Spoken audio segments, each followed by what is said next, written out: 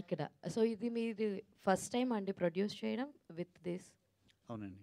So అంటే మీకు ఎందుకు ఈ థాట్ వచ్చింది? అండ్ వైవిఎస్ గారితో ఎందుకు ప్రొడ్యూస్ చేయాలనుకున్నారు? అండ్ ఈవెన్ దో ఆయనకి హిట్స్ ఉన్నాయి, ఫ్లాప్స్ ఉన్నాయి.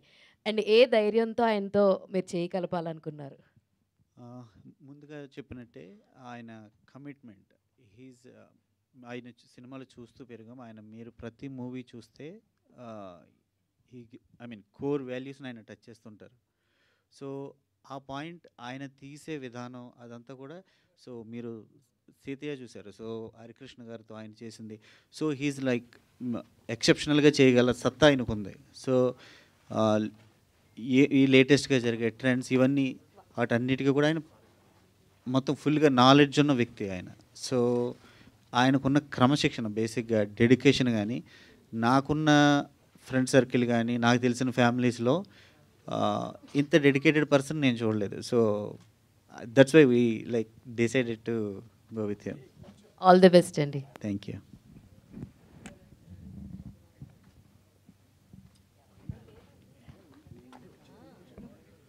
రైట్, వైవిఎస్ గారు ఇక్కడ చెప్పండి అన్న. ఇప్పుడు 80s పర్లేదు కూర్చోను. చెప్పండి అన్న, ముందు రండి.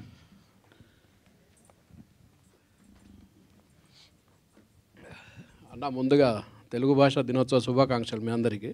Thank you. 80sలో సినిమా అంటున్నారు, 80sలో స్టోరీ అంటున్నారు కదా. అవునన్న. 80s నుంచే ఎన్టీ రామారావు గారి రాజకీయ ప్రస్థానం మొదలైంది. అవును. తర్వాత గవర్నమెంట్ వచ్చింది, అదంతా అందరికీ తెలుసు. సో ఈ మీ సినిమాలో పొలిటికల్ అంటే పొలిటికల్కి సంబంధించిన సినిమా అనుకోవచ్చా? అట్లా కదన్న, తెలుగు భాష, తెలుగు సంస్కృతి నేపథ్యంలో ఉంటుంది, తెలుగు జాతి నేపథ్యంలో ఉంటుంది. అప్పటికి ఒకటే స్టేట్ కదా, ఆ నేపథ్యంలో ఉంటుంది. తర్వాత హైందవ సంస్కృతి, హైందవ సంస్కృతికి సంబంధించిన కొన్ని విలువలు వాటి నేపథ్యంలో జరుగుద్ది. అప్పుడున్న భౌగోళిక స్వరూపం ఏంటి అనేది ఉంటుంది. 80 నుంచి 83 ఇదంతా తర్వాత జరిగిందే కదా, ఇవన్నీ కూడా ఉంటాయి అనేది నాకు క్వశ్చన్. మీరు అవన్నీ పెట్టమంటే పెట్టనా? పెట్టండి, బాగానే ఉంటుంది. సరే, మీరు వచ్చి సిట్టింగ్లో తీసుకెళ్ళి కూర్చోబెడతా. సరే, అవన్నీ ఒక హైపోథెటికల్ క్వశ్చన్స్ అన్న. అంటే మేమైతే స్టోరీ ఫుల్ పేజ్గా తయారు చేశాను. అది నేనన్నీ మిమ్మల్ని కూడా తీసుకుని మీ ఇన్పుట్స్ కూడా తీసుకుంటాను. మీరు అలాంటివి అద్భుతమైన సన్నివేశాలు అని చెప్తే పెట్టేస్తాను. అడ్జస్ట్ చేయడమే కదన్నా. ఒక పిజ్జాలోకి ఇంకొకటి యాడ్ చేసి లేయర్స్ యాడ్ చేయడమే కదా. అవి మెర్జ్ అవుతుంటే యాడ్ చేసేస్తాను. మీరు ఏమైనా ఐడియాస్ ఉంటే ఇవ్వండి, చేస్తాను. Thank you. Okay sir. YS గారు, ఇప్పటివరకు మీరు పెట్టిన 3 ప్రెస్ మీట్లు చూస్తే మీరు ఒక పద్ధతి ప్రకారం, ఒక పథకం ప్రకారం వెళ్తున్నట్టు తెలుస్తుంది. ఒక్కొక్కరు బర్త్డే రోజు ఒక్కొక్కరు ఈవెంట్ పెట్టారు. కానీ సినిమా రిలీజ్ అనేది మెయిన్, ఆ డేట్ అనేది మెయిన్ కదా. అది ఎవరి బర్త్డే రోజు రిలీజ్ చేయబోతున్నారు సినిమాని? అట్లా కాదండి. ప్రస్తుతానికి ఏంటంటే బేసిక్ నా ఆలోచన ఏంటంటే, ఇప్పుడు మనం ఫిల్మీ పీపుల్ అండి, film industry, with in the film industry people. నేను చాలామంది మన జర్నలిస్టులు అందరూ, నేను 84లో సినిమా ఫీల్డ్, 83 మద్రాసు వెళ్ళాను, 84లో సినిమా ఫీల్డ్కి వెళ్ళాను.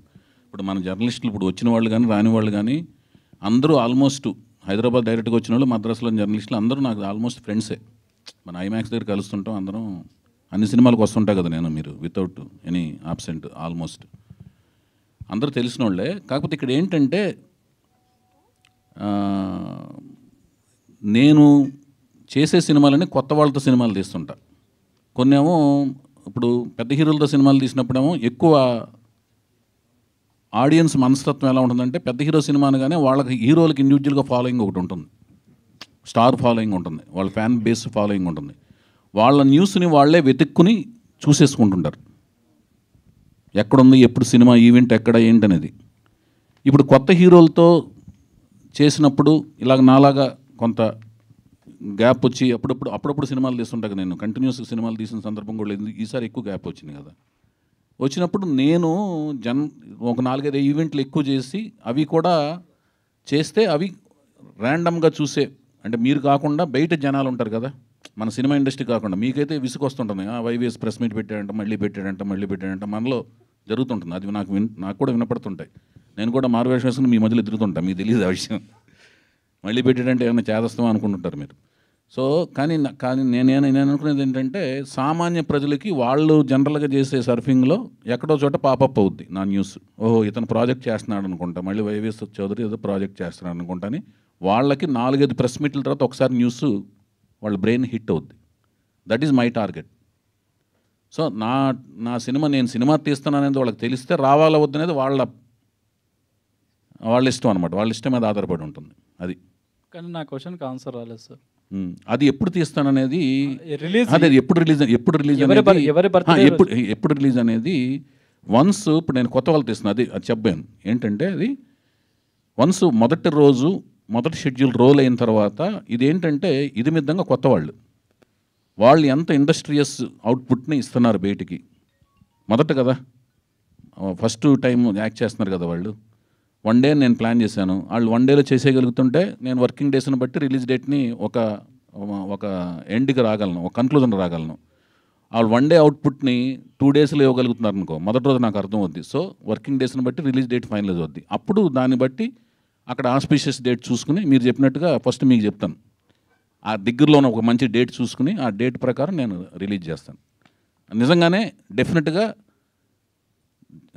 ఈ రెలవెంట్గా ఉండేది నేను ఇంతకు ప్లాన్ చేసినట్టుగా ఏదో ఒక రెలవెంట్ డేట్ చూసుకుంటప్పుడు May 1 అనేది చూసుకున్నాం లాయర్కి. ఎందుకంటే హాలిడే వస్తుంది, ఒక కార్మికుడు ప్రొడ్యూసర్ అయ్యి ఫస్ట్ టైం తీస్తున్నాడు కాబట్టి, నేను కార్మికుడిని కాబట్టి ఫస్ట్ టైం ప్రొడ్యూసర్ అయ్యాను కాబట్టి మే డే రోజున రిలీజ్ చేశాను లాయర్ బొమ్మరిల్లు అనే బ్యానర్ పెట్టి ఓనర్షిప్ లాగా రిలీజ్ అవుతుంది కాబట్టి May 1 రిలీజ్ చేశాను లాయర్. అట్లా రెలవెంట్గా ఒక డేట్ చూస్తాం. మీరు చెప్పిన ఆలోచనలో నిజం ఉంది. అప్పుడు ఆ టైంకి రిలీజ్ డేట్ ఒకటి చూస్తాం. ఇప్పుడైతే ఫిక్స్ కాలేదు ఇంకా. Okay, all the best sir. Chandrabose గారు, ఫస్ట్ ఆఫ్ ఆల్ తెలుగు భాషా దినోత్సవ శుభాకాంక్షలు. సంతోషం అండి. సార్ ఈ సినిమా 1980s బ్యాక్డ్రాప్లో ఉంటుంది కదా, మీకు అంటే సంగీతం ఆ టైంకి సంబంధించి ఎలాంటి పాటలు రాసే ఇది ఉంటుంది, అంటే చర్చలు ఏమైనా జరిగాయి డైరెక్టర్ గారితో? కొంచెం ప్రాథమికంగా కొంత కథా గమనం ఏంటో చెప్పారు. ఇంకా పూర్తిగా నేను కథ వినలేదు. కథ విన్న తర్వాత సందర్భాలు ఏంటో చెప్తారు. తర్వాత ఇంకా సంగీత చర్చలకు అరౌండ్గా కూర్చొని అప్పుడు 80 అయినా కూడా ఇప్పుడు ఆ భాష అంతా కూడా చక్కగా కొంచెం సిద్ధం చేసే ఉన్నాను నేను మనసులో కూడా. కొంచెం ఎలాంటి పాటలు రాయాలి, ఏం రాయాలని చెప్పేసి కొంచెం మనసులో అయితే నేను కొంచెం శ్రమించి ఉన్నాను ఇప్పటివరకు. చంద్రబోస్ గారు ఇక్కడ చంద్రబోస్ దీని మీద భయ్యా మీకు దీని ఎక్స్టెన్షన్ ఆన్సర్ చెప్తాను. చంద్రబోస్ గారు ఎలాంటి ఆయన అంటే ఇన్ జనరల్గా ఆయనకి దాని మీద పూర్తి స్థాయి అవగాహన ఉన్నా కూడా, ఏ రాసినా కూడా అవగాహన ఉన్నా కూడా, ఎంతటి వినయ సామ్రాట్ అంటే ఈయన జనరల్గా ఆయన రాసింది కరాఖండిగా ఖచ్చితత్వంతో కూడిన దాని మీద ఆయనకి పట్టున్నా కూడా ఆయనకి తెలిసిన పెద్దవాళ్ళని ఊరినే రివిజన్ కోసం ఒకసారి ఎంక్వైరీ చేసుకుని నేను రాసిన దాంట్లో ఏమైనా ఉన్నాయా, ఇది కరెక్టేనా అని రీచెక్ చేసుకుంటాడు ఆయన. అంత వినయ సామ్రాట్ ఆయన. అంత ఏమండి మంచిగా రాస్తాడు. ఆయనకు మొత్తం తెలుసు. చాలా అన్ని బోల్డ్ బుక్స్ చదువుతాడు ఆయన. ఇలా కనపడతాడు, చాలా బుక్స్ చదువుతాడు, చాలా పరిజ్ఞానం ఉంటుంది. అయినా కూడా చెక్ చేసుకుంటుంటాడు. తను తెలిసిన సన్నిహితులు, స్నేహితులు, మిత్రులు, శ్రేయోభిలాషులు అందరి దగ్గర చెక్ చేసుకుంటాడు. అంత గొప్ప మంచితనం ఉంది, వినయ విధేతలు ఉన్నాయి ఆయన దగ్గర. అది చంద్రబోస్ గారు, ఇప్పుడు మీ 30 ఏళ్ళ ప్రయాణంలో అనేక పాటలు తెలుగు వెస్ట్రన్ మ్యూజిక్ మీద కూడా పాటలు రాసిన మీరు ఏ పాట రాయడానికి బాగా ఇబ్బంది పడ్డారు? కష్టపడిందా ఎక్కువ? ఇబ్బంది ఏ పాట బాగా కష్టం అనిపించింది రాయడానికి? అంటే ఎక్కువ సమయం తీసుకున్న పాట మాత్రం కష్టం, బాగా శ్రమించింది మాత్రం విపరీతంగా, అసలు కొలిక్కి రాకుండా ఎటు తేలకుండా ఉన్న పాట మాత్రం పుష్ప సినిమాలో దాక్కో మేక చాలా కష్టపెట్టింది ఆ పాట. ఎందుకో 29 రోజులు పట్టింది ఆ పాట పూర్తి చేయడానికి. రోజు రాస్తూనే ఉంటే చివరికి వచ్చేసరికి 28 రోజు ఆ సమస్య, ఆ చిక్కుముడి విడిపోయింది. వెలుతురు తింటుంది ఆకును తింటుంది మేక అని ఆ మాట రావడంతో మన సుకుమార్ గారు చాలా సంతోషపడి ఇంకా ఇక్కడితో ఈ పాట అయిపోయిందంటే చెప్పేసి దాంతో అక్కడితో ముగింపు పలికాము. 29 రోజులు పట్టింది ఆ పాట నాకు. చంద్రబోస్ గారు, అయితే ఫిల్మ్ ఇండస్ట్రీలో ఇప్పుడు తెలుగుకు సంబంధించి తెలంగాణ యాసలో వచ్చిన, ఆంధ్ర యాసలో వచ్చిన language is language. But stage మీద నేటి తరం హీరోలు కావచ్చు, అలాగే నేటి తరం సినిమాల్లో తెలుగు భాష చచ్చిపోయేలా మాట్లాడుతున్నారు. ఈవెన్ రచయితలు కూడా అట్లా పాటలు రాయడం కావచ్చు, మాటలు కూడా ఉన్నాయి సినిమాలో. సో దీని మీద మీ ఒపీనియన్ ఏంటి సార్? భాషను అందరూ గౌరవించాలండి. ఎందుకంటే మనం భాషా ప్రాతిపదికంగానే సినిమాలు తీస్తున్నాం కాబట్టి భాషను గౌరవించాలి, భాషను ప్రేమించాలి, భాషను రక్షించాలి, భాషను పరిరక్షించాలి. అప్పుడే సినిమా బతుకుంటుంది, తెలుగు సినిమా బతుకుంటుంది. అయితే మీరు తెలంగాణకి చెందినవారు.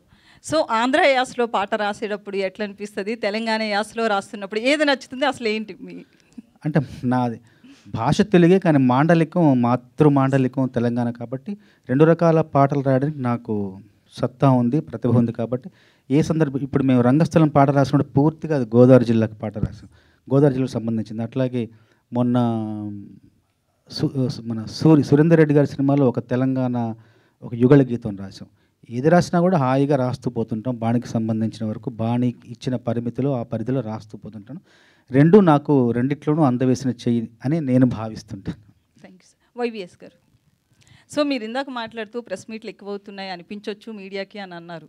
బట్ కంటెంట్ కూడా అంటే మూవీ హిట్ అయిన తర్వాత ఒక మౌత్ టాక్తో కూడా హిట్ అయిన సినిమాలు ఉంటాయి. ప్రమోషన్ ఎక్కువైపోయినా ఇబ్బందే, హైప్ ఎక్కువ వచ్చినా ఇబ్బందే. సో ఈ రెండింటిని ఎలా బ్యాలెన్స్ చేస్తారు? అంటే ఏంటంటే ఫస్ట్ సినిమానికి నేను గమనించింది ఏంటంటే సినిమా అనేది ఒకటి వస్తుందని తెలియటం అనేది హైప్ ఉన్న ప్రాజెక్టులకేమో ఎక్కువ ప్రెస్ మీట్లు అవసరం లేదండి. ఐ థింక్ మా ప్రాజెక్ట్కి అయితేనేమో ఎక్కువ రీచబిలిటీ అవసరం అని నేను ఫీల్ అయ్యానండి. అందుకని నేను చేస్తున్నాను. ఇప్పుడు నేను దేవదాస్ తర్వాత ఒక్క మగాడు ప్రాజెక్ట్కి ఎక్కువ ప్రెస్ మీట్లు పెట్టలా. ఒక్క మగాడు అనే ప్రాజెక్ట్కి నేను అసలుకి ప్రీ రిలీజ్ ఈవెంట్ ఒక ఆడియో ఫంక్షన్ ఒకటి చేశాను అంతే. పెద్దగా ప్రెస్ మీట్లు కానీ ముహూర్తం షాట్లు తీయటం కానీ అవన్నీ చేయలే. ఈ ప్రాజెక్ట్ ఏంటంటే బేసిక్గా నేను కొంత గ్యాప్ తర్వాత చేస్తున్న ప్రాజెక్ట్ ఒకటిను, కొత్త వాళ్ళతో నేను చేస్తున్న ప్రాజెక్ట్ ఒకటిను. ఇప్పుడు ఏమైపోయిందంటే మాధ్యమాలు పెరిగిపోయినాయి, రోజుకో కంటెంట్ వచ్చి చేరుతుంది ప్రజల బ్రెయిన్కి. రోజుకో కంటెంట్ రోజుకొకటి జరుగుతుంది, దాని మీద ర్యాండమ్గా మారిపోతుంది వాళ్ళ మెమరీ. మారిపోతున్నప్పుడు వాళ్ళ మెమరీలో రిజిస్టర్ అవ్వడానికి గంటకోటి మారుతుంది ఇన్సిడెంట్. దాని మీద సోషల్ నెట్వర్క్స్ 5 మెమరీ ఫాస్ట్గా మారుతుంది. ఆ మెమరీ మధ్యన ఒక చిన్న బీప్ లాగా రిజిస్టర్ అవ్వాలంటే ఒక 4-5 జరిగితే బెటర్ మా ప్రాజెక్ట్ స్కేల్కి. ఇప్పుడు కల్కి లాంటి ప్రాజెక్ట్ ఉందండి, సడన్గా వాళ్ళ డేటు వాళ్ళ ఆఫీస్ దగ్గర పోస్టర్లా పెట్టుకున్న అది బయటికి వెళ్ళిపోద్ది. ఉదయం అటు ఓపెనింగ్స్ నిండిపోతాయి. ఎందుకంటే ప్రభాస్ ఉన్న ఇమేజ్కి కానీ వైజయంతి మూవీస్ బ్యానర్కి కానీ ఆ రో ఆఫ్ సక్సెస్ల మధ్యన ఉన్న వాళ్ళ బ్యానర్కి కానీ దానికి అది. అయితే మీరు 10 ఏళ్ల తర్వాత మళ్ళీ ఒక సినిమా చేస్తున్నారు. అయితే Q&Aలో కానీ అంటే 10 ఏళ్ళు కాదు, అంతకంటే తక్కువ. 10 ఏళ్ళు అనకండి బాధ. సరే చెప్పండి.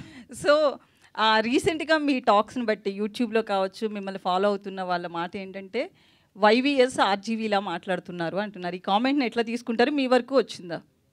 మేము ఏది అడిగినా కూడా మీరు చెప్పాలనుకునేదే చెప్తున్నారు. అలానా? అయితే ఆర్జీవి గారు నేను మీరు నవ్వి ముందు అడిగిన తర్వాత నవ్వుతున్నారు ఎప్పుడు. అది నేను చాలా ప్రెస్ మీట్లన్నీ మీ అన్నీ చూస్తుంటాను, నేను ఫాలో అవుతుంటాను. బాగా నవ్వుతారు మీరు, కానీ లోపల బాధ ఉంటుందని పైకి నవ్వుతా అంతే. బాధ ఏంటో తర్వాత నాకు మెసేజ్ పెట్టండి, ఏం బాధ నేను బాధను తీర్చడానికి ప్రయత్నిస్తాను. సరే మీ క్వశ్చన్కి ఆన్సర్ చేస్తాను ఫస్ట్. అయితే నేను రాఘవేంద్రరావుకి వీరాభిమాని అండి గుడివాడలో ఉన్నప్పుడు. తర్వాత రాఘవేంద్రరావు దగ్గర జాయిన్ అయ్యాను అసిస్టెంట్ డైరెక్టర్గా. ఆయన దగ్గర విద్యాభ్యాసం అంతా చేశాను, దర్శకత్వకు సంబంధించింది. తర్వాత నాకు చాలా ఇష్టమైన డైరెక్టర్ రామ్ గోపాలవరం గారు. ఆయన దగ్గర నేను గోవింద సినిమాకి కో డైరెక్టర్గా ఆ సినిమాకి పనిచేశాను. అప్పుడు రాము గారి దగ్గర నేను ఆయన దగ్గర తర్క వితర్కాల్లో ఒక రకమైన అబ్జర్వేషన్ బాగా గమనించాను. గమనించినంత మాత్రాన ఏ వ్యక్తి దగ్గర నుంచి మనం వెంటనే గ్రాస్పింగ్ చేసే కెపాసిటీ మన దగ్గర ఉంటేనే తర్క వితర్కాలను గమనించగలం.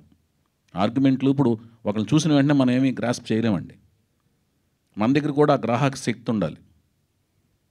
ఆయన ఆ క్వశ్చన్ చేసిన దాంట్లోనే ఏం తప్పు ఉంది, దాంట్లో మీద మనం ఏం బేసుకుని లింగర్ అయ్యి అదే దాని మీద వేలాడుతూ ఎలాగూ దాన్ని డిఫెండ్ చేయొచ్చు, దాని మీద ఎలా మాట్లాడచ్చు అనే దాని మీద అది మాస్టర్స్ పిహెచ్డీలు అని చేశారు రాము గారు. సో ఆయన ఇంకా దాంట్లో ఆయన దగ్గర నేను పనిచేశానండి. అయితే మా ఇన్ఫ్లుయెన్స్ డెఫినెట్గా నేను రాఘవేంద్రరావు దగ్గర పనిచేశాను, తర్వాత రాము గారి దగ్గర చేశాను, తర్వాత మహేష్ భట్ గారి దగ్గర చేశాను, తర్వాత సంగీతం గారి దగ్గర చేశాను. వాళ్ళందరి దగ్గర పనిచేసినప్పుడు వాళ్ళ యొక్క వ్యక్తిత్వ వికాసాల నుంచి, వాళ్ళ యొక్క వ్యక్తిత్వ పరిజ్ఞానం నుంచి, వాళ్ళ యొక్క తర్క వితర్కాల నుంచి, ఆ అబ్జర్వేషన్ల నుంచి కొంత డెఫినెట్గా ఇన్ఫ్లుయెన్స్ ఉంటుంది ప్రతి వ్యక్తికి. ఒక వ్యక్తిని ఇంకో వ్యక్తి కలిసినప్పుడు ఉంటుంది. అది మేబీ మీరు అనుకున్నట్టు అది అనిపించచ్చేమో మీకు, కానీ బేసిక్గా మనలో ఒకటి ఉంటుంది, ఆ ఇన్స్టింక్టు లేకపోతే గ్రాహక శక్తి ఉంటుంది. ఆ శక్తిలోంచే మనకు రిఫ్లెక్షన్ వస్తుంది, రియాక్షన్ ఉంటుంది. అది అన్న చౌదరి గారు, అన్న సెప్టెంబర్ 2 పవన్ కళ్యాణ్ గారి బర్త్డే, హరికృష్ణ గారి బర్త్డే. అవును. ఆ రోజు ఈ సినిమా గురించి ఏమైనా రివీల్ చేస్తారా? ఆ రోజు ఏమైపోయిందంటే అన్న, మీరు ఇందాక చెప్పాను కదా, ఆ రోజు అమావాస్య అయిపోయిందన్న. ఓకే, ఏం చేద్దాం, అది సోమాతి అమావాస్య అని ఒక పవర్ఫుల్ అమావాస్య అయిపోయింది. ఏం చేద్దాం చెప్పండి సార్. అంటే ముందే చెక్ చేసుకున్నారా మీరు? అమావాస్య అనేది చెప్తున్నారు, నిజమా లేకపోతే కామెడీ చేస్తున్నారా? నిజంగానే సోమాతి అమావాస్య అని అదొక పవర్ఫుల్ డే అయిపోయింది. అందుకని ఆ రోజు ఏ కార్యక్రమాలు చేపట్టాలని అనుకోవట్లేదు. కొంచెం హైందవ సాంప్రదాయాలకు కూడా కొంత విలువిస్తాను, అంటే తిథుల్ని ఫాలో అవుదామని కాదు. అది ఒక మన తమిళియన్స్కి అమావాస్య అనేది మోస్ట్ ఆస్పిషియస్ డే. అంటే లాస్ట్ టైం ప్రెస్ మీట్లో కూడా పవన్ కళ్యాణ్ గారు అంటే చాలా ఇష్టం నాకు అని చెప్పారు. ఆ రోజు కూడా ఏదైనా కార్యక్రమం పెడుతున్నారా, ఏదైనా రివీల్ చేస్తారా అనేది? అట్లాగా అంటే హరికృష్ణ గారి బర్త్డే, పవన్ కళ్యాణ్ గారి బర్త్డే కూడా అదే రోజు. ఎస్. చంద్రబోస్ గారు, ఆ రోజు. ముందుగా తెలుగు భాషా దినోత్సవం శుభాకాంక్షలు. ధన్యవాదాలు అన్న. తెలుగు లెస్స, దేశ భాషలందు తెలుగు లెస్స అని ఓ మహానుభావుడు చెప్పాడు. అది ఇప్పుడు ఎలా తయారైందంటే తెలుగు లెస్స అయిపోయేటట్టుగా ఉంది. తెలుగు సినిమా టైటిల్స్ తమిళ్ నుంచి తెలుగులోకి వస్తుంటే ఆ తమిళ్ పేరే తెలుగులో రిలీజ్ చేస్తున్నారు. తంగ్లాన్ అని కానీ, వాల్మీ అని కానీ, ఇలా ఏమవుతుంది? తెలుగు భాష త్వరలో కనుమరుగైపోతుందా అనే ఆలోచన మాకు వస్తుంది. మీరేమంటారు దీని మీద? భాష కనుమరుగయ్యే అవకాశం అయితే లేదండి. ఎందుకంటే ఇప్పుడు కొంచెం భాషా చైతన్యం ఇంతకుముందు కంటే ఇప్పుడు ఎక్కువ వచ్చింది ప్రజల్లోనూ. చాలామందిలో భాషా చైతన్యం ఒకటి వచ్చింది. ఉదాహరణకి ఏంటంటే, ఇంతకుముందు ఇప్పుడు నేను మణికొండలో ఉంటాను, ఉప్పాలగూడలో. అసలు హోటళ్ళ పేర్లు ఇంతకుముందు ఫుడ్ కోర్టు, ఫుడ్ బాల్ అట్లాంటివి ఉండేవి. ఇప్పుడు చక్కగా తెలుగు భాషలోనే ఎంత మంచి పేర్లు పెడుతున్నారంటే, వివాహ భోజనంబు, బళా భోజనం, సుబ్బయ్య గారి హోటలు, పాకశాస్త్రం, శ్రీ గోంగూర, అత్తగారి ఇల్లు, అమ్మ చేతి వంట. చక్కగా భాషా చైతన్యం చూస్తుంటే, ఆ బోర్డు చూస్తుంటే అబ్బా ఎంత ఆనందం కలుగుతుందో. ఖచ్చితంగా కోడికూర చిట్టిగారులు, కృష్ణపట్నం, ఇట్లాంటివన్నీ ఆ పేర్లు చూస్తుంటే అంటే ఏదో రకంగా భాషా చైతన్యం వచ్చింది. మనలో కూడా తెలుగు సినిమా పేర్లు కూడా మంచి పేర్లు పెడుతున్నారు. తమిళం నుంచి వచ్చే పేర్లు ఎందుకంటే తెలుగులో పెట్టట్లేదంటే ఇప్పుడు అంతా కూడా మొత్తం ఒకటే అయిపోయింది. కాబట్టి తమిళంలో ఏది ఉందో ఇక్కడ, ఎందుకంటే అందరికీ చేరువైపోయింది కదా, అన్ని ప్రపంచ భాషల్లోని అన్ని సినిమాలు చేరువైపోతున్నాయి. కాబట్టి మళ్ళీ ఆ అయోమయం లేకుండా ఆ పేరే ఇక్కడ పెడుతున్నారేమో అనిపిస్తుంది తప్ప భాష ఎట్టి పరిస్థితుల్లో కనుమరుగు అవ్వదు. చంద్రబోస్ గారు, ఇంకొక క్వశ్చన్ అండి. మనందరికీ తెలుగు భాషా దినోత్సవం శుభాకాంక్షలు. మీకు అకాడమీ అవార్డు వచ్చిన తర్వాత మీ పాటలు రాయడం మీద ఏమైనా ప్రెజర్ పెరిగిందా, లేకపోతే నార్మల్గానే రాస్తున్నారా? ఒత్తిడి ఏం లేదండి, ఇంతకుముందులానే రాస్తున్నాను. కాకపోతే ఏంటంటే కొంచెం జాగ్రత్త, ఇంకొంచెం శ్రద్ధ. మన పాట ప్రపంచ పరిధిలోకి వెళ్ళిపోయింది కాబట్టి ఇంకా అర్థవంతమైన పాటలు రాయాలన్న నాలోనే ఒక చిన్న ఇంకా జిజ్ఞాస పెరిగింది తప్ప ఒత్తిడి బయట నుంచి ఏం రాలేదు. నాలోనే నాకుంది ఒక సంఘర్షణ తప్ప వేరే ఏం లేదు. Okay sir, all the best. Chowdary గారు సార్ చెప్పండి అన్న. జూన్ 10 అయిపోయింది, ఆగస్టు 9 అయింది, ఆగస్టు 29 అవుతుంది. ఇప్పుడు నెక్స్ట్ ఏ డేట్కి మాకు హీరోని పరిచయం చేస్తారు? నందమూరి తారక రామారావుని. ఇది ఒకటండి. యాక్చువల్గా నేను ఆయన దాకా చెప్పినట్టు సెప్టెంబర్ 2 అనుకున్నాను, అంటే హరికృష్ణ గారి బర్త్డే సందర్భంగా అనుకున్నాను. కానీ అది అంటే బ్రైట్గా మంచి ఫ్యూచర్ను ఆశిస్తూ నందమూరి తారక రామారావు అనే పేరుని ప్రపంచానికి, అంటే 4వ తరం పేరుని, 4వ తరం జనరేషన్ బిడ్డని ఆ పేరుతో పరిచయం చేస్తూ, అమావాస్య రోజు ఎందుకు పరిచయం చేయడం, అలాగే తెలుగు అమ్మాయిని నేను పరిచయం చేస్తూ, మన వాళ్ళు కూడా ఇంతకుముందు ప్రెస్ మీట్లు అడిగారు, మీరు ఫామ్లో ఉన్నప్పుడు ఎందుకు పరిచయం చేయకుండా ఇప్పుడు ఎందుకు పరిచయం చేస్తున్నారని ఒక ఆయన అడిగారు. మళ్ళీ అమావాస్య రోజు ఎందుకు అని దాన్ని కొంచెం పోస్ట్ పోన్ చేసే కార్యక్రమంలో పెట్టుకున్నాను. నెక్స్ట్ ఏదైనా సరే వాళ్ళిద్దరిని పరిచయం చేసి మీ అప్రిసియేషన్, అంటే మీ యొక్క తీర్పు తీసుకుని మీరేనా అంటే వర్క్షాప్ ఏం చేయిస్తున్నారా? ప్రస్తుతం మేకవర్ ఏమైనా చేయిస్తున్నారా మీ సినిమా కోసం? దాదాపుగా ఏప్రిల్ లాస్ట్ ఇయర్ 2023 ఏప్రిల్ 27న అతను కలిశానండి. అతన్ని నందమూరి తారక రామారావుని, హరికృష్ణ గారు మనవణ్ణి, జానకిరామ్ గారు దీపిక నందమూరి గారి అబ్బాయిని, రామారావు గారు మునిమనవాడిని. అప్పటి నుంచి తను నా గైడెన్స్లో తను ట్రైనింగ్లో ఉన్నాడు. చక్కగా తయారయ్యాడు according to my character role story demand. Height దాదాపు ఆల్మోస్ట్ 6 feet ఉంటాడు. చక్కగా తయారయ్యాడు ఆయన. అలాగే ఈ అమ్మాయి తెలుగు అమ్మాయి వీణారావు, చక్కటి కూచిపూడి క్లాసికల్ డాన్సరు, అభినయం చక్కగా చేస్తుంది ఆ అమ్మాయి కూడా. ఆవిడ కూడా మంచి నా గైడెన్స్లో. ఇంకా మళ్ళీ వేరే వాళ్ళు వీళ్ళు ఎందుకని ఆల్రెడీ కూచిపూడి డాన్సర్ అంటేనే అభినయం ఉంటుంది యాజ్ ఇట్ ఈజ్. కళ్ళతో అభినయం, ఈ భంగిమలు ఇవన్నీ కరెక్ట్గా క్లాసికల్ డాన్స్ అవన్నీ వచ్చినప్పుడు అభినయం ఉంటుంది ఆటోమేటిక్గా. ఆ అమ్మాయికి వచ్చు. ఇతను కూడా అంతకుముందు కూడా కొంత డాన్స్ వచ్చు, డాన్స్ బాగా చేస్తాడు, బ్రహ్మాండం చేస్తాడు. అభినయం కూడా కొంత నేర్చుకుని ఉన్నాడు ఆయన. నేను ఇంకా నా మెళకువలు అవన్నీ కూడా నాకు తెలిసిన ఎక్స్పీరియన్స్ అంతా వాళ్ళ మీద పోరింగ్ చేస్తూ ఇద్దరిని బాగా నా అవసరం మేరకు, నా దగ్గర ఉన్న విషయం మేరకు నేర్పాను. నాకు ఒక నాలెడ్జ్ మేరకు నేర్పాను. అది మీకు ఎలా అనిపిస్తుందో మీరు చెప్పాలి చూసిన తర్వాత. గీత గారు, డైరెక్టర్ గారు కథ రెడీ అయిందన్నారు, హీరో హీరోయిన్ సెలెక్ట్ చేశారు, టెక్నీషియన్స్ చూస్తే పెద్ద టెక్నీషియన్స్ పెట్టుకున్నారు కదా, బడ్జెట్ ప్రిపేర్ చేసుకున్నారా ఒక బడ్జెట్ అని? ఇది ఓన్లీ తెలుగులోనే వస్తుందా, పాన్ ఇండియా సినిమాగా ఏమన్నా ప్లాన్ చేస్తున్నారా? ప్రస్తుతానికైతే తెలుగులోనే అనుకుంటున్నామండి. ప్రోడక్ట్ అంతా అయిన తర్వాత లాస్ట్లో నిర్ణయం మారుతుందని నేను అనుకోవట్లేదు, కానీ ప్రస్తుతానికైతే తెలుగులోనే రిలీజ్ చేసుకుందాం. చౌదరి గారికి ఏదో ఐడియా ఉంది? ఏం లేదు, చాలా బాగా భారీ సినిమా తీస్తున్నామండి. చిన్న సినిమాల్లో భారీ సినిమా అనమాట. నేను ఎప్పుడు తీసినా కూడా చిన్న సినిమా అనుకుని తీసినా, కొత్త వాళ్ళతో తీసినా, భారీ సినిమాలో తీసినా, ఎప్పుడు తీసినా చిన్న సినిమా అనేది ఇప్పుడు తీయలేదు. ఆలోచన అలా ఉంటుంది. కీరవాణి గారు, చంద్రబోస్ గారు వాళ్ళు అందులో ఆస్కార్ విన్నర్స్, తర్వాత ఉర్రా సాయిమాధ గారు, వాళ్ళిద్దరూ ముగ్గురు అతిరథ మహారథులు. తర్వాత నా ఆలోచన భారీగా ఉంటుంది, నన్ను భరించడం కష్టం అండ్ అన్కాంప్రమైజ్డ్ కాబట్టి భరించడం కష్టం, అంతకంటే ఏం లేదు అక్కడ. సో ఇవాళ సరిగ్గా రాకపోతే మళ్ళీ రేపు మళ్ళీ అదే షూటింగ్ మళ్ళీ చేసి నెక్స్ట్ డే నెక్స్ట్ కొత్త సీన్కి వెళ్తాను కాబట్టి అలా చేసుకుంటూ వెళ్తుంటాం కాబట్టి పెద్దదే అవుద్ది. ఇది స్థాయి ఏంటంటే విస్తృత స్థాయి అనేది ఎప్పుడు అంటే మిగతా లాంగ్వేజ్లకు వెళ్తుందా లేదా అనేది ఏంటంటే అంచెలంచెలుగా వెళ్ళే ప్రాసెస్లో తెలుస్తుంది. దానికి ఉండే పరిస్థితులను బట్టి, పరిధిని బట్టి అది విస్తరించుకుంటూ వెళ్తాం. అంతేగాని ముందే పాన్ ఇండియా అని అనౌన్స్ చేయటం, ఊరిని కింద రాసుకోవటం కదా 4 లాంగ్వేజ్లు 5 లాంగ్వేజ్లు, అది ఆలోచన లేదండి, అలా లేదు. All the best sir. Chowdary గారు చెప్పండి బాయ్. తెలుగు సినిమా ఇండస్ట్రీలో కానీ తెలుగు భాషా ప్రపంచంలో నందమూరి తారక రామ అంటే ఒక నో చాయిస్, ఆల్టర్నేట్ లేదు. అలా నందమూరి తారక రామతోని టైటిల్ నేమ్తోని ఆల్రెడీ ఒక హీరో ఉన్నాడు. ఇప్పుడు అదే పేరుతోని ఇంకొక హీరోని లాంచ్ చేయడం ఎలా చూస్తారు? ఇప్పుడు నందమూరి తారక రామారావు గారు నేను ఎప్పుడు సంబోధించిన మా విశ్వవిఖ్యాత నట సార్వభౌమ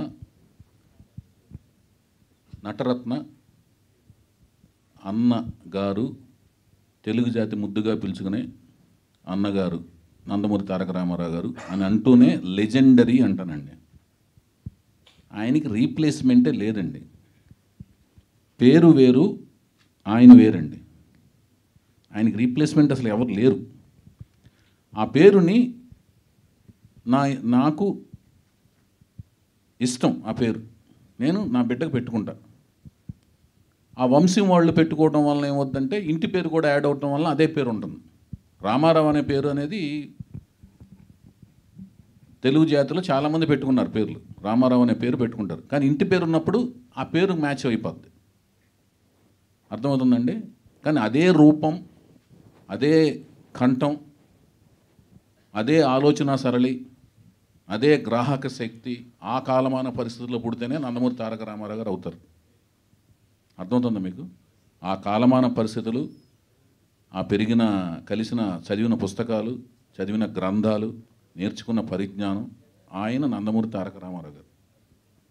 ఆయనలాగా ఎవరూ అవ్వలేరు. అది చాలాసార్లు నేను చెప్పున్నాను. జానకిరామ్ గారు వాళ్ళ తాతగారి పేరుని వాళ్ళ కొడుక్కి పెట్టుకోవడం, అది మన తెలుగు సంప్రదాయంలో ఎప్పుడోంచి ఉంది. తాత పేర్లు కొడుకులకు పెట్టుకోవడం, ముత్తాత పేర్లు కొడుకులు పెట్టుకోవడం, ఆ సంప్రదాయం ప్రకారం పెట్టుకున్నారు. నేను తనను చూసి నచ్చి నేను తీసుకున్నాను కాబట్టి పేరు నేను మార్చడానికి లేదు కదండి. నేను ఎవరిని మార్చడానికి? వాళ్ళ నాన్నగారిని వాళ్ళ తాతగారు పెట్టుకున్న పేర్లు నేను మార్చడానికి నేను ఎవరిని? హరికృష్ణ గారును జానకిరామ్ గారు డిస్కస్ చేసుకుని పెట్టుకున్నారంట ఆ పేరు. మారితే విప్లవం వస్తుంది. అంటే జూనియర్ ఎన్టీఆర్ అని లేకపోతే ఆల్రెడీ ఉన్నారు, అది మళ్ళీ అది ఆయన పెట్టుకున్నారు కదా. సో ఈయనకి ఏమన్నా హరికృష్ణ గారు పెట్టుకున్నారు కదా. ఓకే, హరికృష్ణ గారు ఆయన పేరు ఆయనకి తారక రామని పెట్టారు, తెలుసు కదా మీకు. అది ఆయన పెట్టుకున్నారు. ఇప్పుడు వాళ్ళు తండ్రులు వాళ్ళ తాతలు పెట్టుకున్న పేర్లని లేకపోతే వాళ్ళ ముత్తాతలు పెట్టుకున్న పేర్లని మనం మార్చడానికి లేం కదండి. అది ఏమన్నా ఇప్పుడు స్క్రీన్ నేమ్లు ఎలా మారుస్తాం అంటున్నాను. అది నేను వాళ్ళకి ఇచ్చిన పేరుతో నేను రిలీజ్ చేస్తాను. ప్రజలు పిలుస్తారు, మారుస్తారు. ఇలా వాళ్ళు ఇలా పిలుస్తారు. ఇప్పుడు రామారావు గారి పేరు ఫస్ట్ నుంచి ఎన్టీ రామారావు అనే వేస్తున్నారు. ఇది పాతాళ భైరవిలో ఎన్టీ రామారావు అని వేస్తారు. కొన్ని సినిమాల్లో నందమూరి తారక రామారావు అని వేశారు. జనాలు ఏమని పిలిచారు? ఎన్టీఆర్ అని పిలిచారు. కొన్ని ఊర్లో ఎన్టీ ఓడ్ అని పిలిచారు. కొన్ని సినిమాల్లో కొన్ని ఏరియాల్లో రామారావు సినిమా చూసానరా అంటారు. వాళ్ళు కన్వీనియంట్ పేరుతో పిలుస్తారు, ఫుల్ పేరు వేస్తుంటారు. అంటే ఇప్పుడు ఆ అమ్మాయి పేరు మేము ఇలియానా డిక్రూజ్ అండి, అందరూ ఇలియానా డిక్రూజ్ అంటే ఇలియానా అని పిలుస్తుంటారు. వాళ్ళు కన్వీనియంట్ పేరుతో పిలుస్తారు. పేరు మేము ఉన్న పేరు వేయాలి కదా. అది అంటే నా కన్సర్న్ ఏంటంటే ఇప్పుడు తాత పేర్లు పెట్టడం అనేది మన సాంప్రదాయం. సో కొన్నిసార్లు ఏమైతే పేరు పెట్టుకోవచ్చు, ముత్తాత పేరు పెట్టుకోవచ్చు, అది సాంప్రదాయం. కానీ కొన్నిసార్లు మన సొసైటీలో వీడు తాత పేరు చెడగొట్టాడరా అనే ఒక ప్రమాదం ఉంటుంది. అది మన చేతలండి. అది మన కాలమాన పరిస్థితుల్లో మన చేతుల్లో ఉండి జరుగుతాయి కొన్ని చేతలు, మనకు తెలియకుండా జరిగేవి కొన్ని జరుగుతుంటాయి చేతలు. వాటిని మన చేతుల్లో లేని వాటి గురించి మనం ఏం చేయగలమండి? సరే సార్, ఇప్పుడు ఎన్టీఆర్ అంటే తెలుగు జాతికి ఒక గుర్తింపు తెచ్చిన ఒక వ్యక్తి, మహానుభావుడు. సో అప్పటి వరకు తెలుగు భాష కోసం ఎంత కృషి చేసినా కానీ ఎన్టీఆర్ దానికి మార్గదర్శకులుగా ఉన్నారు. సో ఆయన ప్రభావం, ఆయన భాష, డైలెక్ట్, తర్వాత ఆయన మాట్లాడే తీరు మీ మీద ఎలాంటి ప్రభావం చూపించారు? అదేనండి, నా మీదే కాదండి, రామారావు గారి అభిమానులు అందరికీ ఆయన నుంచి నేర్చుకుంది ఏంటంటే అంకిత భావంతో పనిచేయటం, కృషి చేయటం, నమ్మిన సిద్ధాంతం కోసం మడం తిప్పకుండా పోరాటం చేయడం. మేము అది చేస్తుంటాం. అంకిత భావంతో పనిచేయటం, కార్యదీక్షతో పనిచేయటం, ఎలాంటి డీవియేషన్స్ లేకుండా పనిచేయటం. భాషాపరంగానే కదా మేము తెలుగు భాష మాట్లాడుతుంటాం. నేను తెలుగులోనే టైప్ చేస్తుంటాను.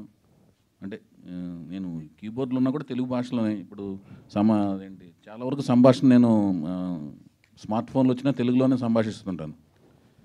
మ్యాక్సిమం తెలుగు భాష బాగా గుర్తుపెట్టుకుని తెలుగులోనే మాట్లాడతానికి మ్యాక్సిమం ప్రయత్నిస్తాను నేను. వైవిఎస్ చౌదరి గారు, యాక్చువల్లీ మీరు చెప్పినట్టు మీరు ఓకేనా అన్న? ఓకే, మీరు చెప్పండి అన్న. యాక్చువల్లీ మీరు చెప్పినట్టు ఆల్రెడీ మీకు హరికృష్ణ గారు కానీ లేకపోతే సీనియర్ ఎన్టీఆర్ గారు కానీ ఒక గాడ్ ఫాదర్స్లా బిలీవ్ చేస్తారు. అండ్ రియల్ గాడ్ ఫాదర్ అనేది నాగార్జున గారిని అన్నారు. కాబట్టి కెన్ వి ఎక్స్పెక్ట్ అగైన్? ఇప్పుడు హరికృష్ణ గారు మనతో లేరు, కానీ ఆల్రెడీ నందమూరి వంశం నుంచి మన బాలకృష్ణ గారు ఉన్నారు. Can we expect any Akkineni and Nandamuri combo again? అదేనండి, ఇప్పుడు ఫస్ట్ ఏంటంటే ఇప్పుడు నేను ఒక ప్రాజెక్ట్ పెట్టుకున్నానండి. నేను ఒక సక్సెస్ఫుల్ ప్రాజెక్ట్తో బయటకు రావాలి. ఫస్ట్ వచ్చిన తర్వాత ఒక మంచి వాళ్ళిద్దరికి ఒప్పించగలిగే ఒక కథ రాసుకోగలగాలి. రాసుకుని వాళ్ళ దగ్గరికి వెళ్ళాలి. వాళ్ళకి అది నచ్చాలి, టైం అకామిడేట్ చేయాలి వాళ్ళిద్దరికి చేసే టైం. అప్పటికి వాళ్ళు ప్రాజెక్ట్స్తో ఉన్నారనుకోండి, మళ్ళీ ఆ టైంలో కుదరాలి కదా. ఇవన్నీ ఏంటంటే పెర్మిటేషన్స్ అండ్ కాంబినేషన్స్. ఇప్పుడు నేను సీతారామరాజు టైంకి అనుకోకుండా కుదిరింది, అది అలా కాంబినేషన్ సెట్ అయిపోయింది. నేను అక్కడే ఆ కాంపౌండ్లో ఉన్నాను కాబట్టి మన సీతారామ కళ్యాణం అయిన వెంటనే సీతారామరాజు చేయాల్సి వచ్చింది. చేశాను వెంటనే, కంటిన్యూటీ అక్కడే ఉన్నాను కాబట్టి కాంపౌండ్లో. అదే నేను ఆ సీతారాముల కళ్యాణం అయిన వెంటనే బయటకు వచ్చాను అనుకోండి, సీతారామరాజు చేయగలిగే ఉన్నాం కాదో నాకు తెలియదు. It depends. సో మీ మూవీస్లో ఏదైనా రిలీజ్ చేయాలనుకుంటే ఏం చేస్తారు? ఇప్పుడు అంటే మీకు ఏమన్నా నాగార్జున గారు బాలకృష్ణ గారితో కాంబినేషన్ సినిమా చేయాల్సి వచ్చింది అనుకోండి, నాకు ఈ సినిమా నేను అనుకున్న సక్సెస్ ఇచ్చి అలాంటి కథ నాకు వస్తే నాకు అంతకంటే అదృష్టం ఏంటండి ఇంకా చెప్పండి. వాళ్ళిద్దరు నటవారసులు, వాళ్ళ అంశాలకి వాళ్ళిద్దరితో ఒక అవకాశం వచ్చింది చేయటం అనేది అసలు మీరు అడిగిన క్వశ్చన్కి అది సంభవం అయితే ఎంత ఆనందం అండి చెప్పండి. అది చంద్రబోస్ గారు, అంటే తెలంగాణ నుంచి మీరు అంతకుముందు సిన్నారా కానీ దాశరథి కానీ ఒక మార్క్ చూపించారు ఇండస్ట్రీలో. కానీ అంటే ఇది కాంట్రవర్షియల్ కాదు, ఒక జర్నీ మీ గురించి అడుగుదామని. సో ఒక దశలో సమైక్య రాష్ట్రంలో తెలంగాణ వాళ్ళకు భాషే రాదు అనే ఒక వివక్ష నుంచి అలాంటి టైంలో మీరు వేటూరి, సిరివెన్నెల గారు మంచి పీక్లో ఉన్నప్పుడు మీ ఎంట్రీ ఇచ్చారండి. సో అలాంటి పరిస్థితుల్లో మీకు ఎలాంటి ప్రతికూల పరిస్థితులు జయించి మీరు ప్రయాణాన్ని కొనసాగించారు? అంటే మామూలుగా సాధారణంగా సినిమా రంగంలో అవరోధాలు, ఆటంకాలు ఎదుర్కొనే ఒక కళాకారుడికి ఎలాంటి అవరోధాలు, ఆటంకాలు ఎదురయ్యో అలాంటివి ఎదురయ్యే తప్ప ప్రత్యేకంగా నాకు మాత్రం ప్రాంతీయ వివక్షత నాకు వ్యక్తిగతంగా నాకు ఎలాంటి ఎదురవ్వలేదు. ఎందుకంటే నన్ను ఆదరించి నన్ను ప్రోత్సహించిన వాళ్ళు రామానాయుడు గారు, ముప్పలనేని శివ గారు, కీరవాణి గారు, మొదటి అవకాశం ఇచ్చింది రాఘవేంద్ర గారు, వీళ్ళంతా కూడా నన్ను ప్రోత్సహించారు. నాకైతే ఎలాంటి వివక్ష ఎదురవ్వలేదు, మనస్ఫూర్తిగా చెప్తున్నాను. థ్యాంక్ యూ అండి. చౌదరి గారు ఒక్క నేను చక్రి గారితో సినిమా చేశాను కదా, 2 సినిమాలు నేనే చేశాను కదా. అంటే ఏం ఉండవు భయ్యా ఇక్కడ ఒక మాటేనండి. ఫస్ట్ ప్రాంతీయ భేదాలు ఇక్కడ ఏంటంటే టాలెంట్ ఉంది ట్యాప్ చేస్తారు, టాలెంట్ లేదు స్క్రాప్లో పడేస్తారు, స్క్రాప్ ట్రాష్ అంతే. ఫస్ట్ అవకాశానికి మాత్రం టాలెంట్ కాదు, కులమో లేదంటే ప్రాంతమో ఏదో అవసరం అనేది ఇండస్ట్రీ మీద ఉండిపోయింది. అట్లా మచ్చ అనేది కొన్ని తరాల నుంచి ఉంది. మచ్చ కళ్ళల్లోంచి కళ్ళజోడు పెట్టుకున్న మా కళ్ళజోడులో ఉంటుంది, కళ్ళల్లో ఉంటుంది. ఆ 2 కళ్ళు అదే మా దానికి ఏదైనా డ్రాప్స్ వేసుకుని కళ్ళజోడుకి మార్చుకుంటే సరిపోద్ది అంతేనండి. ఓకే. చౌదరి గారు ఒక్క క్వశ్చన్ అండి. చెప్పండి అన్న. సార్ మీరు మీ సినిమాలో 99.9% అన్ని తెలుగు పేర్లే పెట్టారు, ఒక్క టైగర్ తప్ప, టైగర్ హరిశ్చంద్ర ప్రసాద్ తప్ప. నేను కాదు పెట్టింది, అది నాది కాదు, సముద్ర గారు. నేను సీతయ్య పెట్టారు. ఇప్పుడు చేసే సినిమా కూడా తెలుగు పేరే ఉంటుందా? తెలుగు పేరే. నేను అసలు ఇంతవరకు ఇంగ్లీష్ పేర్లు పెట్టలేదు భయ్య, ఇంతవరకు పెట్టలేదు. తెలుగు పేరే పెడతాను, 100% స్వచ్ఛమైన తెలుగు పేరు పెడతాను. మీరు ఏదైతే సినిమా చెప్పారో అది సముద్ర గారి సినిమా. యాక్చువల్లీ హరికృష్ణ గారితో వైవిఎస్ చౌదరి గారు చేసిన Seethaiah. Thank you so much. ఎవరి మాట వినడు. Thank you. అండ్ చంద్రబోస్ గారికి మరొకసారి ప్రత్యేకమైన కృతజ్ఞత తెలియజేసుకుంటున్నాము. మరి అలాగే టీం అందరికీ కూడా ఆల్ ద వెరీ బెస్ట్. మరొక ఈవెంట్లో మళ్ళీ కలుద్దాము. సో సినిమాకి